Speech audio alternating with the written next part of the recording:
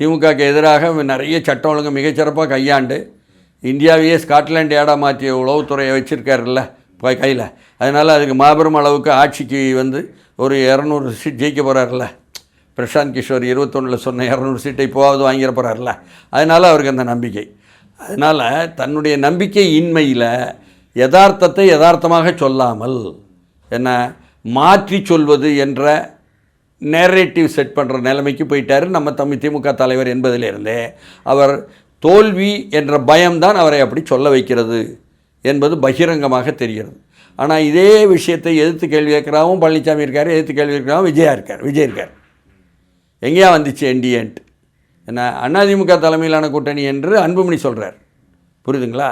அப்போ யார் யார் எந்த பக்கம்ங்கிறத ரொம்ப தெளிவாக வந்து நீங்கள் புரிஞ்சுக்கிட முடியும். இதில் இருந்தேன் திமுக பக்கம் உள்ள கூட்டணியில் 24 பேரை சேர்த்தாச்சு அப்படிங்கும்பொழுது அது நாஞ்சில் சம்பத்து தான் சொல்லணும்.